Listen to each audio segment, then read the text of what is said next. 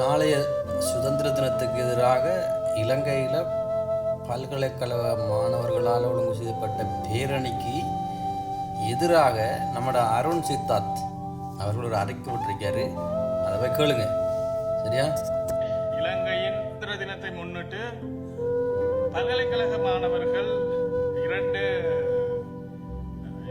சுதந்திர தினத்துக்கு எதிராக 2 பேரணிகளை இலங்கையில் எத்தனை சுதந்திர தினம் வந்தாலும் அது தமிழர்களுக்கு கருப்பு தினம் தான் ராசா.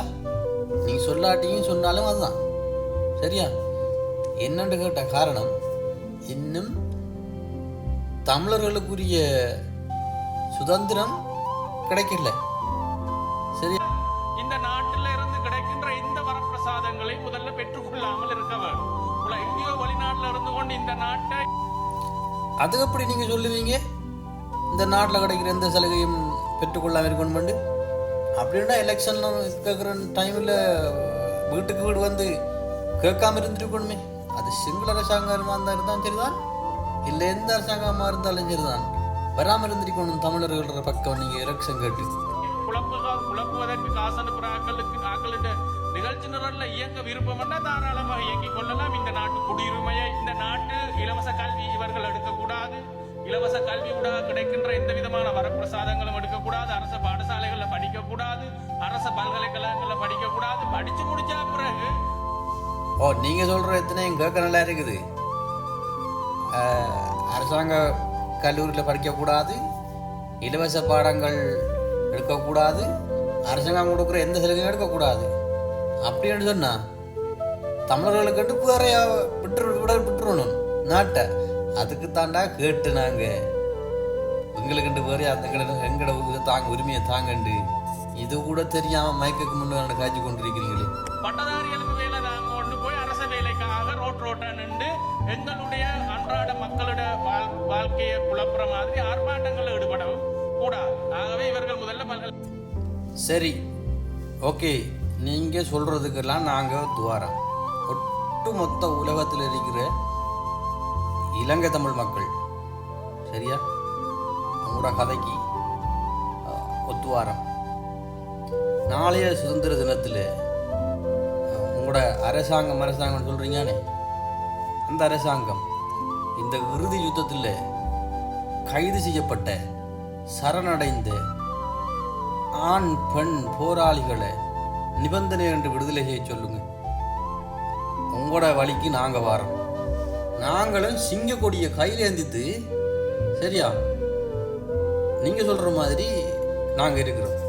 அதுக்கு பிறகு நாங்கள் எந்த கதையும் கதைக்க மாட்டோம். உங்கள்கிட்ட இருந்து விலத்தி இந்த மாதிரியான தேச விரோத செயல்பாடுகளில் ஈடுபடுமாறு நாங்கள் இவைக்கு சொல்கிறோம். ஒன்று மற்றது நினைவுறுத்த விரும்புகிறோம். இந்த நாட்டு மக்களிடையும் இந்த நாட்டு காசுலையும் வாழ்ந்து கொண்டு இந்த நாட்டுக்கு எதிராக கற்பு தினம் கொண்டாடுறது கொஞ்சம் கூட நியாயம் இல்லை, தார்மீக அறம் இல்லை.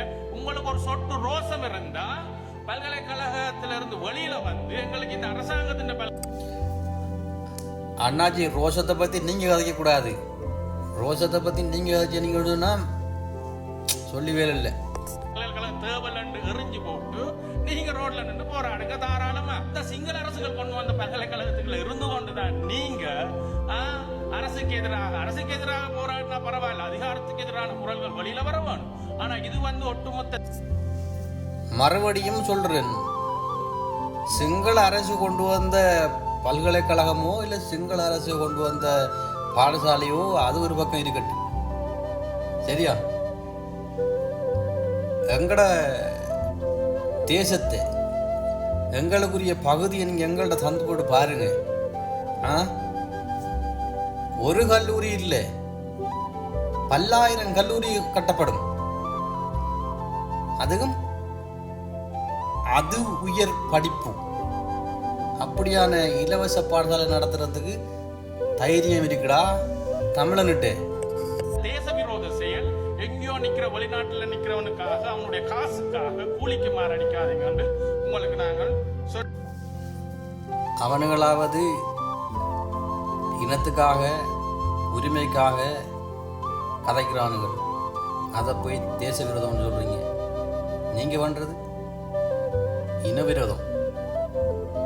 இனவிரோதம். மறந்துடாதீங்க.